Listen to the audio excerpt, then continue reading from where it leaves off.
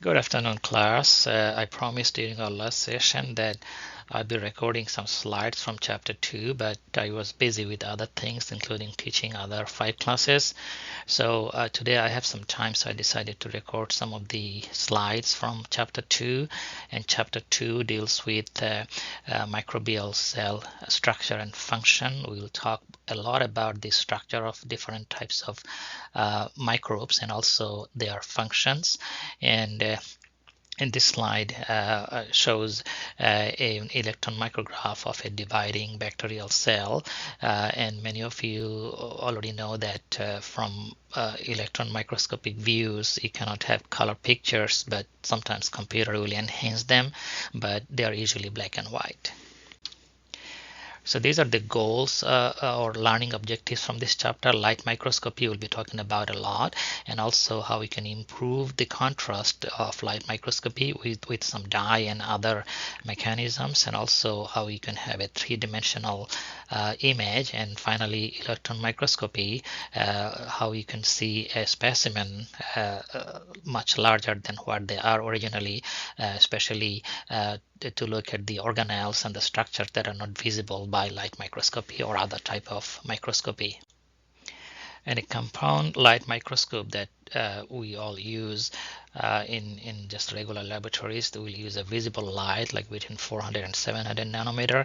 And there are different types of light microscopy, for example, bright field, phase contrast, dark field, and fluorescent. And you'll see some pictures for each of the types of light microscopes. In the bright field microscopy, the specimen is visualized because of the difference in the contrast between the specimen and the surroundings. So light or dark, so that you can see the contrasted view. And two separate lenses are used. For example, the objective lens is what you can change, and ocular lens usually don't change. So the total magnification will be the multiplied value of objective lens, which ranges from 10 to 100, and then ocular lens, which actually is fixed, and you can go up to 2000 times of magnification. And this is a picture of a compound microscope that we also have in our laboratories. And this is the ocular lens I mentioned. So if you take this out, you will see 10 written somewhere, and the same thing for this. And in the objective lens is where they're like a 10, then it could go up to sometimes they have 30, and they also have 40, which is very common, and 100.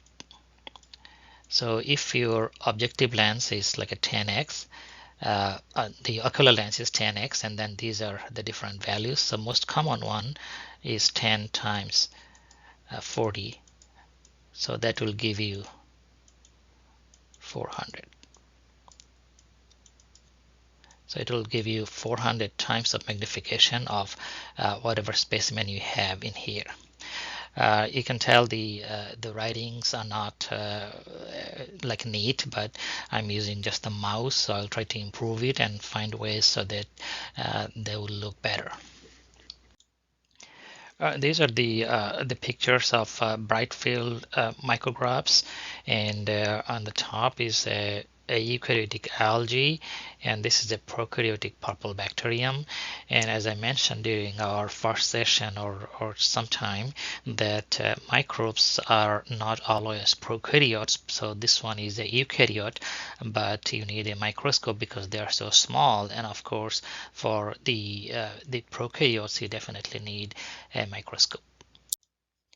This is a very nice drawing, and it shows different types of magnifications depending on the ocular lens and also the objective lens.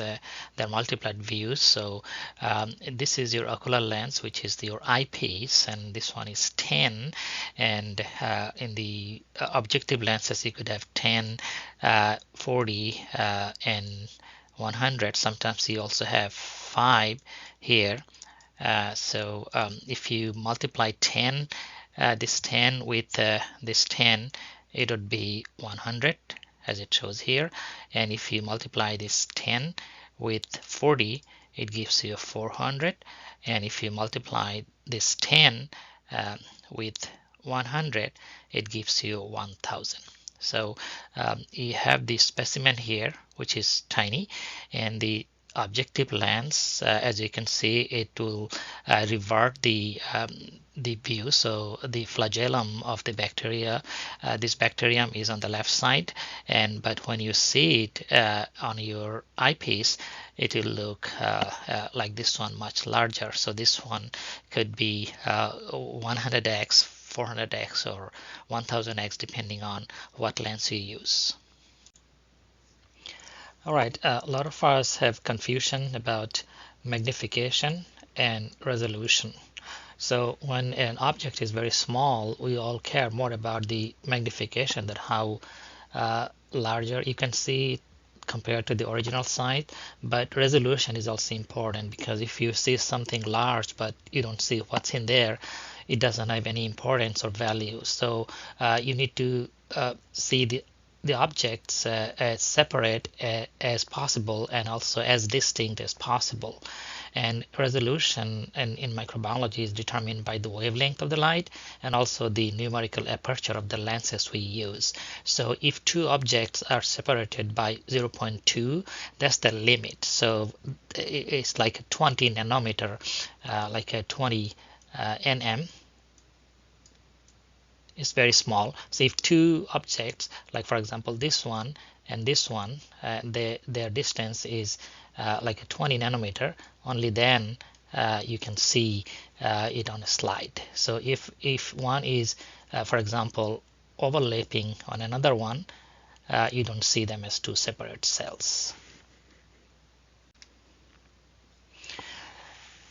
And of course, we can improve contrast by using different types of stain or dye, and you will see and use many of those. For example, safranin.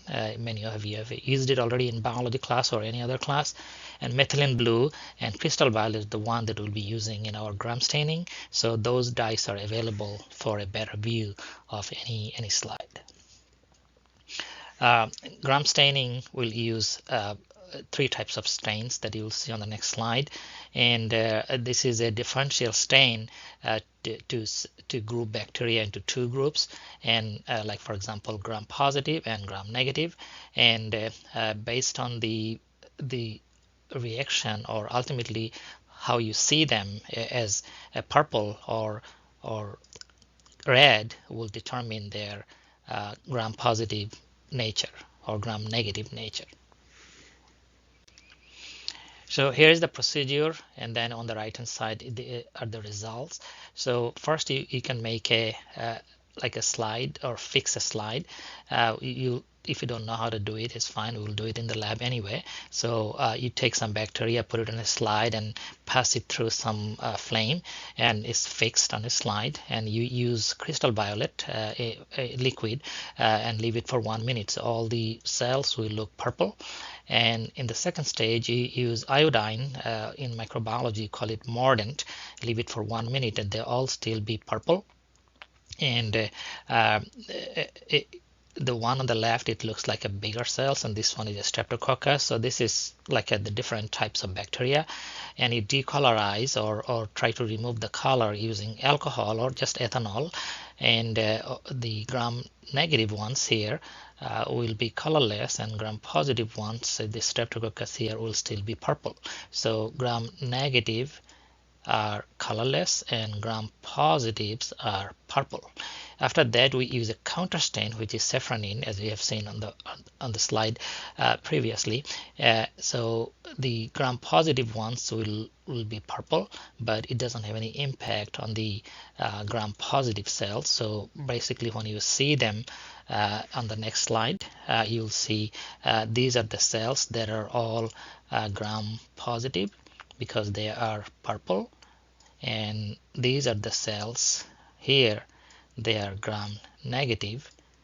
That means they are staining red.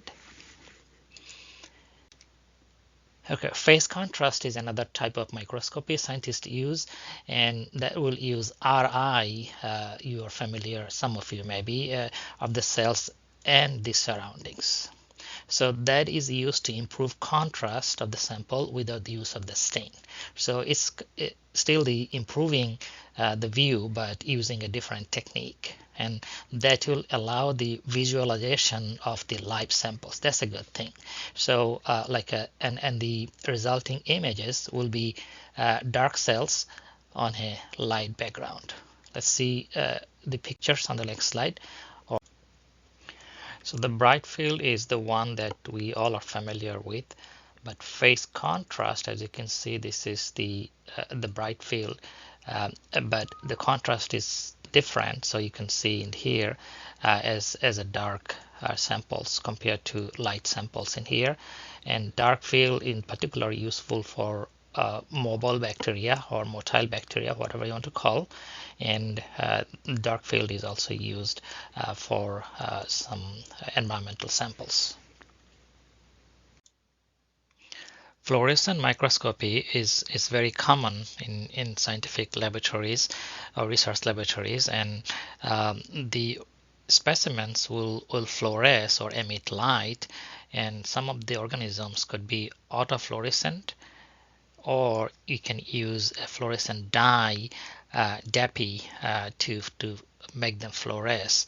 And in particular in microbial ecology, that means from environmental samples, if you want to know how many bacteria are there in the pond water per mil or per 100 mil, it's very useful. You can use it for other natural samples as well. So this is a fluorescent micrograph of cyanobacteria. On the left hand side is the bright field to compare, and fluorescent is in the middle like this one, and as you can see it fluoresces light, and on the right is the E. coli stained with DAPI that will bind with DNA, and it will fluoresce. So you can either use a DAPI or just like the way it is for example in this one. In differential interference contrast microscopy, it looks like a difficult name, but I found an acronym. It's called DIC. It will use a polarizer to create two distinct beams of polarized light, and as a result of these, the structures as endospores, vacuoles, and granules will be visible in three-dimensional appearance. So on the next slide, you will see some of the pictures in here. It looks like you have printed something on a 3D printer, and this is a nucleus. And I don't know if you have seen a nucleus so distinct inside of a cell. So these are pretty pictures. Okay, a confocal scanning laser microscopy, or CSLM, is very common in research laboratories, and it will use a computer attached to a microscope, and that will give you a 3D image. For example, computer will focus on single layer, and then different layers will be compiled for a 3D image. And as you can see, the resolution here is 0.1 micron compared to 0.2 in light microscopy. And these are the micrographs of a confocal scanning laser microscopy, and this is a pretty picture. I don't think you can see those in light microscopy, and it looks like they're in different layers, and this is kind of a mixed bacteria of Pseudomonas. The one here is cyanobacteria, this is Pseudomonas. Electron microscopes will use electrons instead of photons or the lights, and there are two types. One is transmission electron microscopes, which is TEM, or scanning electron microscope for SEM. And this is a picture, and you can see this is an electron source. You can put the samples in here, and these are the viewing screen, and you can take pictures from there as well for publications. So for TEM, electromagnets will function as lenses. For example, we use lenses, the nose lenses and eye lenses, but the system can operate in vacuum, and a high magnification and resolution, again like the 0.2 nanometer, as you can see, compared to micrometer. So if they are separated by 0.2 nanometer, then you can still see them separately compared to 0.2 micron in light field or common microscopy. And you can see all these structures at the molecular level, and specimens must be very thin, and you can actually find machines that will cut it for you and stained, and you can see them like in this one. This is a nice picture. As you can see, a bacterium kind of dividing into two. So you have read about the binary fission, but this is the binary fission in action, that one bacterium is splitting into two, and then as you can see, these are the DNA of the dividing cells. Okay, and on the bottom is the hemoglobin, and these are pretty pictures of hemoglobin by TEM staining, or transmission electron micrograph spinning. In SEM electron microscopy, specimen will be coated with some thin film of heavy metal, for example gold. So it looks like an expensive procedure. An electron beam will scan the object, and scattered electrons, they are collected by a detector, and the image is produced. So even very large specimens can be observed. This is an advantage over TEM, and magnifications can range from 15 times to 100,000. So it has a wide range of magnification options. And this is an electron micrograph of bacterial cells, and this was our opening slide. So these are the dividing cells. Okay, switching gear a little bit, as you can see, is the cell's morphology, and many of you already have learned about the morphology or cell type, and what are the different types of morphologies we have. They are coccus or spherical bacteria, and cylindrical or rod-shaped bacteria, or spirillum or spiral shape, and there are some cells with unusual shapes, for example spirochetes, and there are some appendiced bacteria and also some filamentous bacteria. So there are many variations on their basic morphological types. Okay, this is a snapshot of different types of bacteria that you can see in nature, or if you can grow them in the lab. So coccus is round shape, and this is the real picture of coccus bacterium. For example, this one could be a micrococcus, and this is the cylindrical or rod-shaped bacterium. So if you can look at them, these are individual cylindrical bacteria, and it could be a bacillus. And spirillum, these are spiral shaped. As you can see, they look like the spiral. And spirochetes, in this one, this is the real picture, and spirochetes are just like a spiral wavy structure. There could be also some unusual shapes of bacteria, filamentous, as you can see on this side, and there could be some budding or appendiced bacteria, which could be a hypha, just like a fungus. It could have a stalk, and these are the pictures. And scientists found out that the morphology sometimes doesn't predict physiology. It depends on the selective forces or pressure that microbes are present in, and you can actually change them by changing their behavior or the surroundings. So it depends on the optimization of the nutrient uptake. It's the small cells and those with high surface to volume ratio, and there could be some swimming in viscous environments. If you put them in an environment that they have to move, they will probably develop it anyway by an evolutionary process, but it may take time. And gliding mobility is another type that some filamentous bacteria will use. Okay, here are some numbers, the range of prokaryotic cells. So prokaryotes means not necessarily bacteria, 0.2 to 700 0.2 to 700. So if you have to catch a bacterium, you have to use a filter paper that is smaller than 0.2 micron. Just remember that when you do water microbiology. So but normal cells or the cultured bacterial cells, they are 0.5 to 4 and less than 15 micron. And there are some very large prokaryotes, for example, Apollophisium fischelsoni. This one, it looks like a difficult name, a 0.6 millimeter long. It's not a micrometer, it's 0.6 millimeter. So it's just like you can see it without any magnification. Also, Theomargarita namibiensis is 400 to 700 micron. So they could be very large or very long microbes, so prokaryotes. And this is the example. As you can see, this could be like a several times bigger than a bacillus that we are familiar with.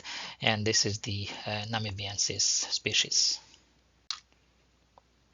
Okay, in this slide, you see a comparison. For example, this is 10 meter, and this is the unaided eye. For example, you don't need a magnification if you have a frog's egg, like for example here. And if anything is less than 100 micron, for example, most plant and animal cells, you need a microscope. So as you can see, this is the range of light microscope, and there may be some overlapping in here that unaided eye and aided eye will see or share. And electron micrographs will be like 0.1 nanometer, for example, atoms and some molecules, and then proteins like macromolecules, ribosomes like organelles like viruses, and mycoplasmas, mitochondrion. So most bacteria, they are within this range, as I mentioned. So this will give an idea that how the electron light and light microscope and electron microscope will compare to unaided eye or without any magnification. The cells, during the evolutionary process, they developed a way so that they could stay small. Like if you go to Japan, they use one room as a living room or bedroom, or sometimes a part of the kitchen, so that they can live very efficiently because the country is very small. But being small has other advantages, because if the cells are small, then their maintenance is low cost. So surface to volume ratio is important, and that it relates to their growth rate, and definitely that will give them evolutionary success. So small cells have more surface to volume ratio compared to the larger cells. You'll see several pictures, and that will support greater nutritional exchange cell to cell, and also tend to grow faster than larger cells. So if you can see if R is 1 micrometer, for example here, surface to area is 3, and compared to if R or the radius is 2 micron, and then it gives you 1.5, which is less ratio or less workspace. And this is a picture from a different textbook I had been using. So if we have 10 micrometer and total surface area for this one for 27 small cubes will be 16,200 square micrometer, compared to 5,400 if we have just 30 micrometer in one cell. So the staying small is definitely better. So another picture, just to give you a comparison, so total surface area, for example, the height, width, number of size, number of cubes, and as you can see, it's 3:1, 1:1, and 6:1. So definitely staying small will have an advantage. If you have 6:4 of the 1 centimeter cubes, that will give you more workspace, and that's definitely more efficient to survive.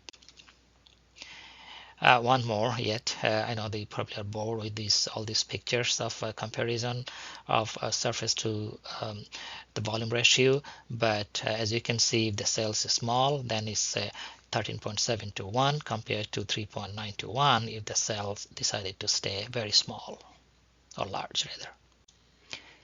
Good afternoon, class. I'm back after the break. In previous two sections, we talked about the microscopes or microscopy and also the cells of archaea and bacteria.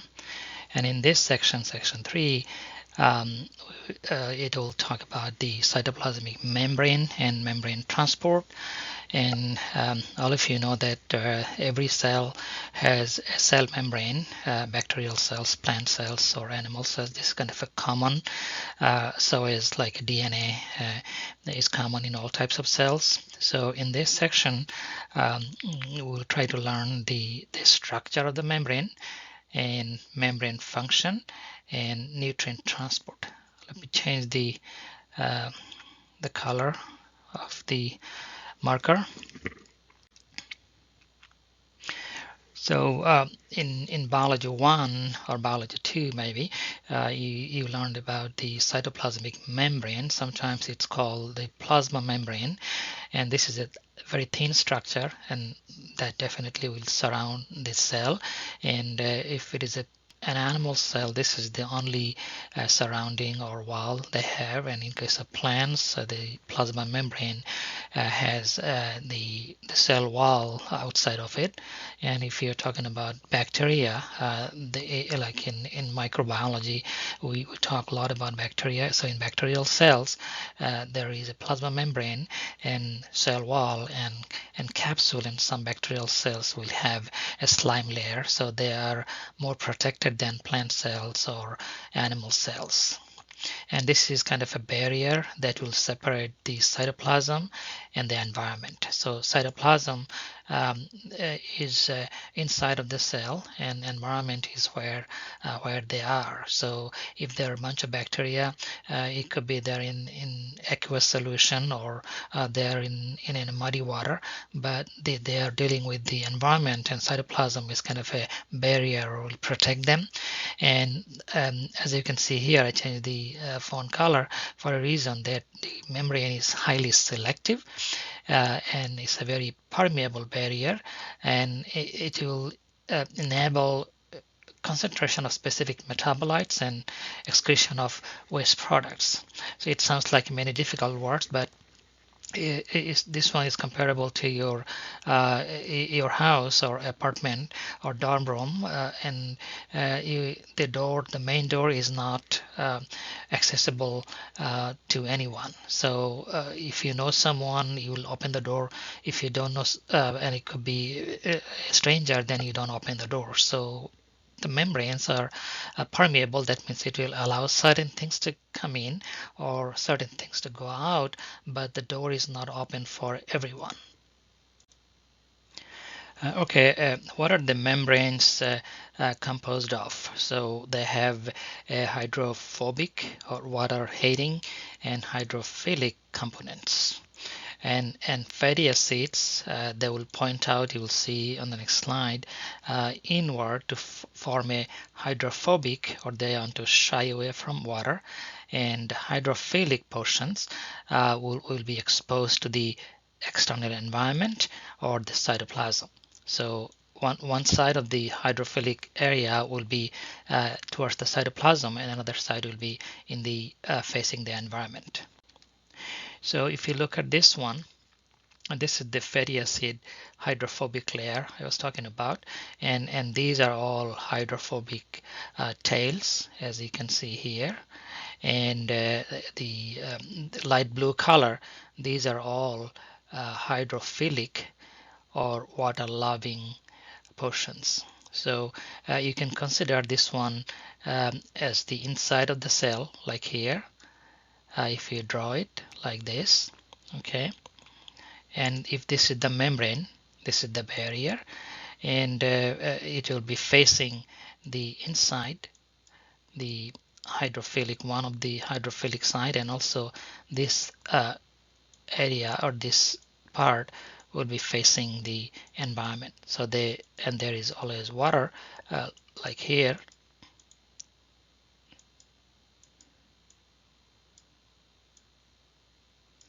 And of course, inside the cell, the cytoplasm also has water. So that means this is hydrophilic or or hydro water loving, and this is water loving, and this is water shying, or so they're kind of facing each other.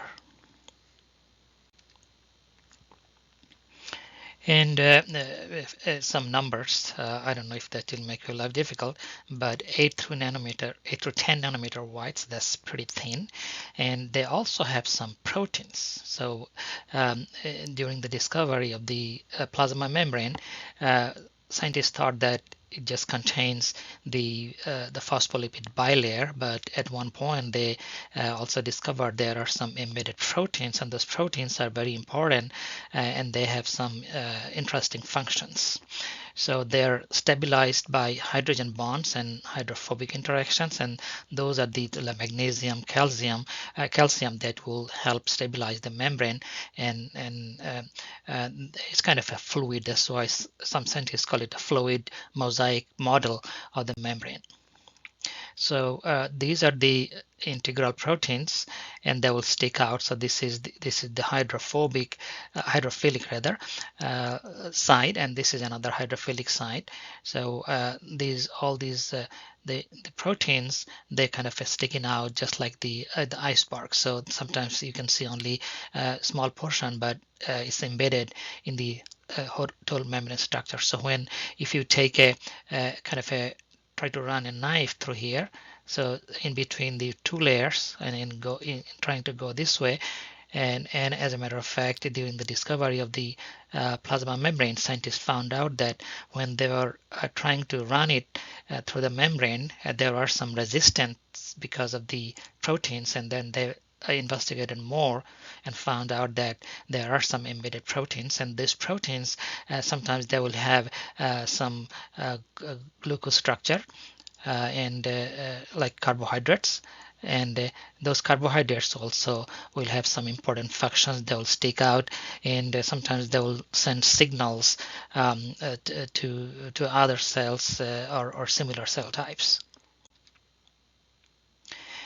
Again, this is the fourth section, and this section will deal with the cell walls of bacteria and archaea. By now you know what is archaea and difference between bacteria and archaea.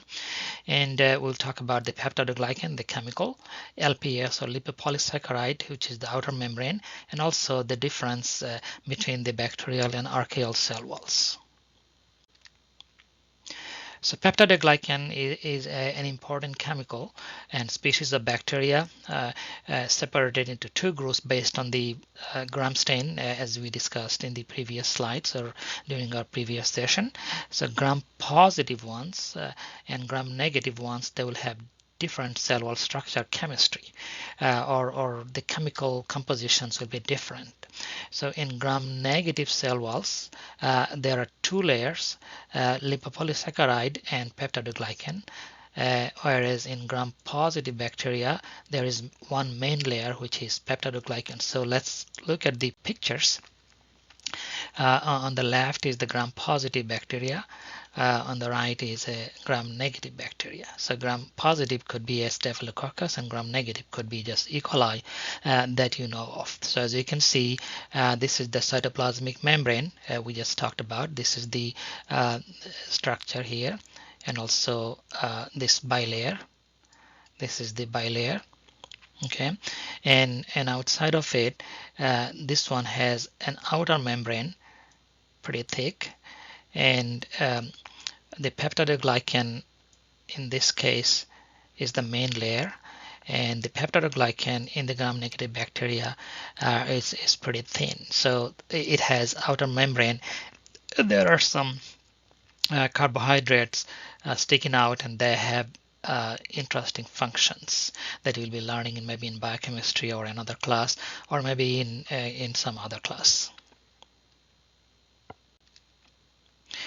Peptidoglycan is a very rigid layer that will provide strength to the cell, and you'll see how it works.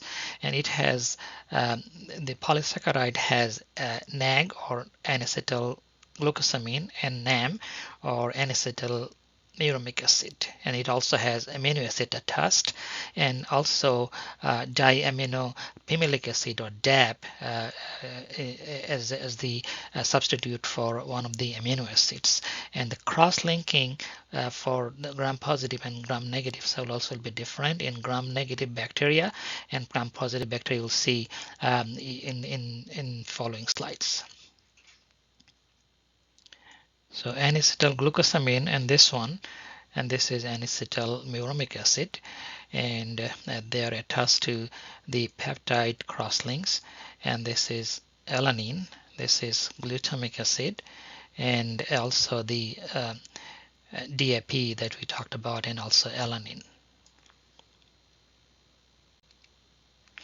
So for the Staph aureus, which is a gram-positive bacterium, as I mentioned in previous slides, and E. coli is a gram-negative bacterium, and that they have an interbridge which is not present in gram-negative ones. So the NAG or NAM will give them a strength like this way, and also a strength that way.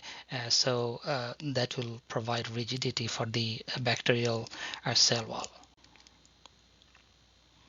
So gram-positive bacteria, it could be just 90% would be peptidoglycan. This is just one layer, and they also have teichoic acid, acidic substances, and embedded in their cell wall, and also lipoteichoic acid, and they are covalently bonded to the membrane lipids.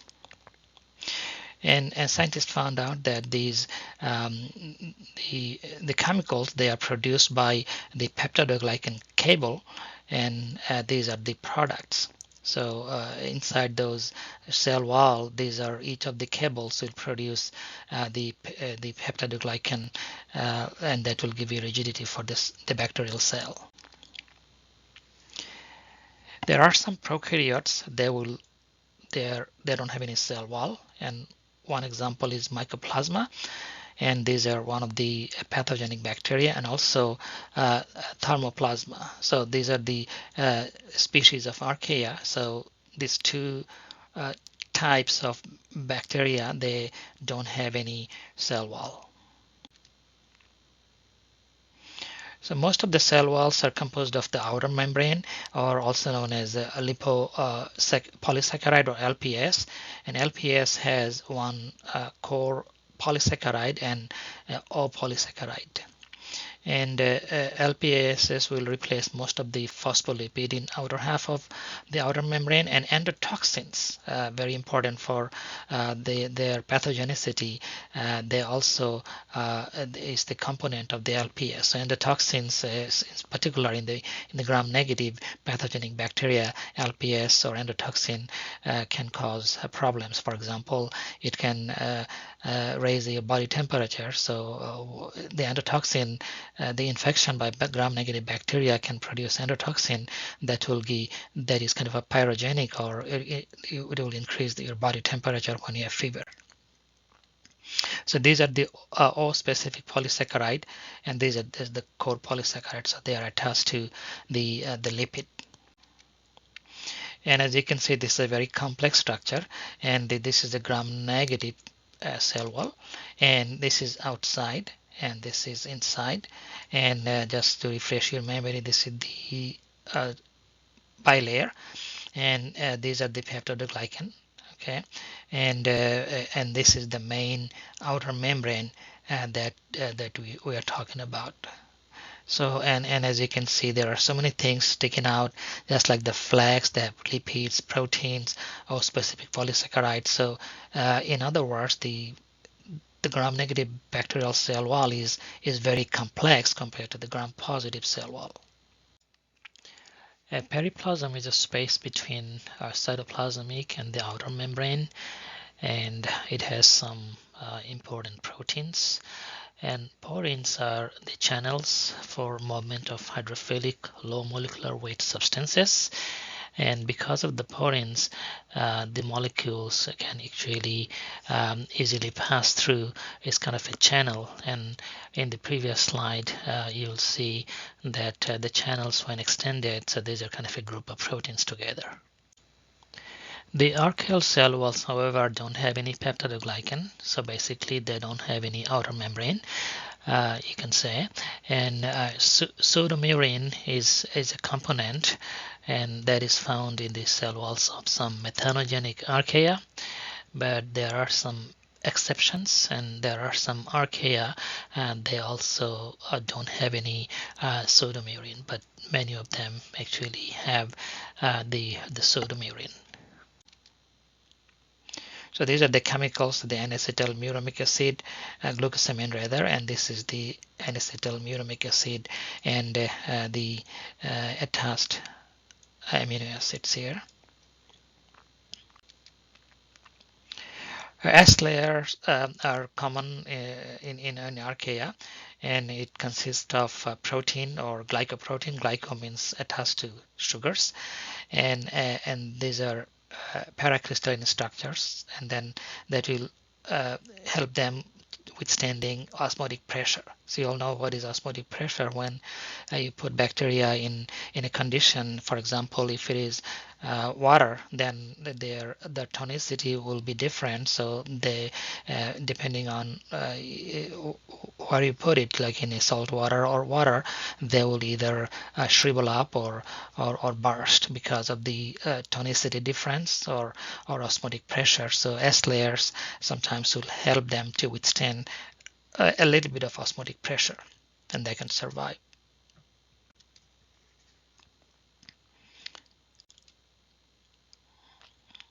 There are some other cell surface structures and inclusions, and so it could be some cell surface structures. There will be inclusions, vesicles, and endospores that will be visiting one by one. The capsules and slime layers are common in bacteria. These are polysaccharide layers and maybe thick or thin, rigid, flexible, and it will assist in attachment to the surfaces, and it will resist desiccation. So if the bacteria will be in a dry environment, they will not die because the capsules will protect them. These are the few examples of capsule producing bacteria, like this one, and this one. So capsule will protect them from chemicals, radiation, or very high temperature. Fimbriae, those are the structure that will stick out of the bacterial cells, and they actually have filamentous protein structures, and that will help the organisms to stick to a surface or form a pellicle. So if they are in water and they want to attach to a rock or other substrate, they can easily do it with the help of the fimbriae. But if you look at the pictures, you will see how they do it. So the flagella and fimbriae, they are different because flagella, they are whip-like structures and they are different types. We'll talk about later. And all these hair-like structures are the fimbriae. So if there is a rock here, like for example in here, they can easily attach with the fimbriae, and then so that the current will not move them away, or so they will not be drifted away. They can stay in one place. The pili, they are different from the fimbriae or flagella, and they are longer than fimbriae but definitely shorter than flagella, and they actually have some interesting functions, for example in bacterial conjugation. So when two bacteria, one has a plasmid, another one doesn't, I may have mentioned it somewhere in your biology class or in other class, but once they decide that they will help each other, one will form a pili or a bridge between two cells. They will, for example, if this is a bacterial cell and this is another one, so with the help of the pili, so if they have a pili like this one, so they will form a bridge so that the plasmid from one bacterium, this is their genomic DNA, and this is plasmid. So this one doesn't have, this one only has the genomic DNA but not the plasmid. So they can actually make a copy, and after they do it, they will separate, and each of the cells will have a genomic DNA and also a small circular plasmid. So this is the only way they can exchange DNA with the help of the pili. As you can see, this is the virus covered pilus. Pilus is for singular. So this is a bacterium and another bacterium, and they formed a very long channel between these two cells so that they can exchange whatever they decide to exchange between. There are some inclusions, and as you can see, these are like a poly beta hydroxy butyric acid, or PHB. These are lipid complexes. They also could be glycogen, like a glucose polymer, or it could be polyphosphates, the accumulation of inorganic phosphates, and they also can form sulfur globules and carbonated minerals, and the scientists call it the bentonite, and they have barium, strontium, and magnesium. And they also have some magnetosomes, and magnetosomes will kind of magnetic storage inclusions, and with that they can navigate just like the GPS that you and I use. So these are the polyhydroxy alkanoid. And on the next slide, you will see the polyphosphates in some bacteria, and also some sulfur granules or sulfur storage products. And this is an interesting slide. This is the bentonite storage, and they will mineralize.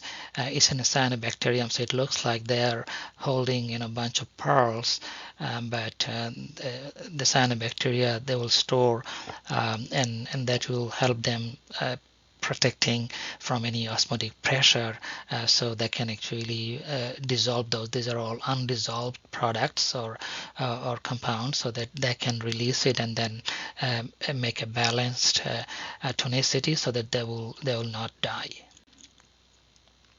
And these are the magnetic structures, so it's like facing north and south.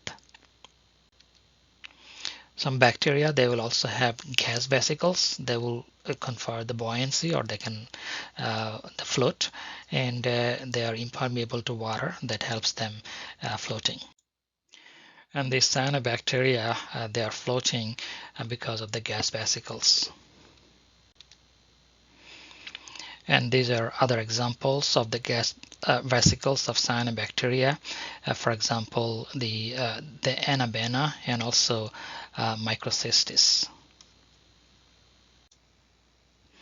Endospores are very highly differentiated cells, and that are resistant to high heat or harsh chemicals you want to use to kill them, and also radiation.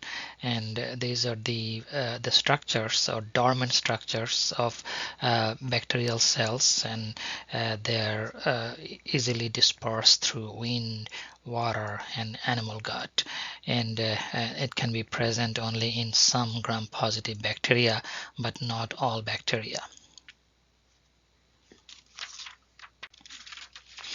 And these are different types of endospores. As you can see, they are forming at one end, which is terminal, and it could be subterminal, which is not exactly inside, but almost inside, or one end, and central is just at the center.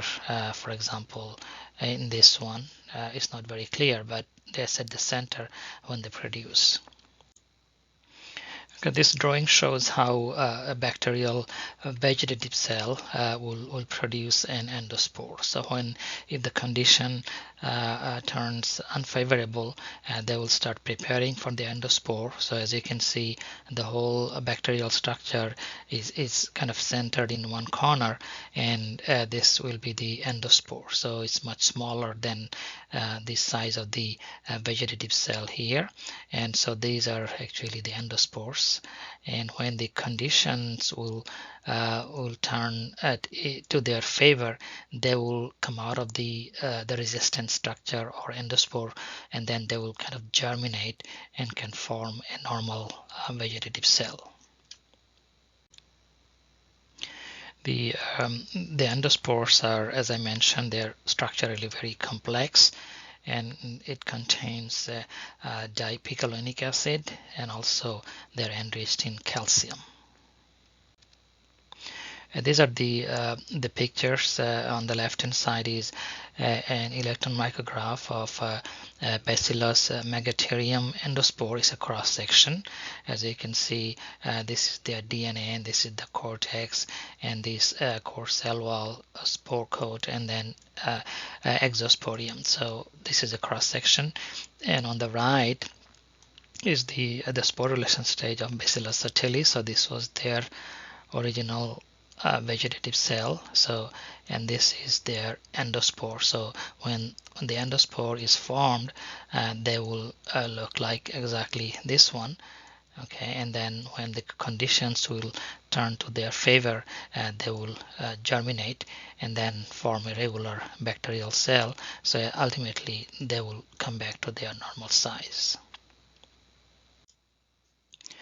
Okay, we are in the last section of this chapter, and that deals with the microbial locomotion or movement. And these are the different types of mobility. It could be using flagella and swimming. It could be just gliding, and also finally we'll talk about the chemotaxis and other type of taxis. That means they're attractant or repellent to chemicals based on their liking or disliking. Flagella are the structures that assist in swimming if they're in water or in liquid environment, and depending on the arrangement or where they're located, flagella could be peritrichous, which is all over. Polar is on one side, and lophotrichous is a bunch of flagella on one side. So peritrichous is all over, and polar is just like a one, or monotrichous, and lophotrichous is just like on one side. As you can see, bunch of flagella. This one is just like a one on one side, and this one is all over. You see there surrounding the bacterial structure. Okay, here we talk about the different structures of flagella in bacteria and archaea. So in bacteria, the flagellum rather will consist of several components, and the chemical is flagellin, and they will move by rotation either clockwise or counterclockwise. And flagella in archaea, they are of half of the diameter of bacterial flagella and composed of several different proteins, and of course move by rotation. Okay, this one looks like a very complex picture, but this is actually the flagellum, and it originates from the plasma membrane and it goes outside. So most of the flagellar structure is actually outside, and it has a more here which is not shown. And this is a kind of electron micrograph. And as you can see, this is the plasma membrane. So it originates basically from the plasma membrane. So if this is the bacterial cell like this one, and so if I draw a bacterial cell like this, and this could be its chromosome, so the flagellum is something like this. Okay, so and as you can see, it's a very complex structure. So it looks like the plumbing system in a building. So, and it has a hook and also other things like a L ring and P ring and MS ring. So and if you want to study flagella, maybe you need to go to a graduate school and study one of the chemicals that one type of bacterial flagellum will produce. When bacteria use flagella for swimming, the proton motive force will dictate whether they will decrease or increase their speed, and there are differences in swimming motions for different types of bacteria. For example, if it is a peritrichously flagellated cells, it will move slowly in a straight line, whereas the polarly flagellated cells will move rapidly and typically spin around. On the next slide. So this is a peritrichous flagellum, and then this is a polar. So if you remember from the previous slides, so this is just like a flagellum on one side, and this is CCW stands for counterclockwise. So so when it will move like this, it goes here, and then it will go into the clockwise movement, and it will end up in here. Okay, and this is a reversible flagella. That's a good thing. So just like a reverse gear in your car, so counterclockwise will bring it here, but when it is clockwise it will bring it back. And it also could be unidirectional flagella, so it goes from clockwise rotation to clockwise, and it will go from one place to other. So depending on what they want to do, they can go to place and then come back if necessary, or they can just move around if there is any danger or any kind of chemical in the environment. Bacteria also can move around by gliding mobility, and those are flagella independent mobility. That means they don't need flagella to do that, and of course they are slower and smoother than swimming, and it will require the surface contact, so they can actually move, and it requires some gliding specific proteins for bacteria and the help of the pili.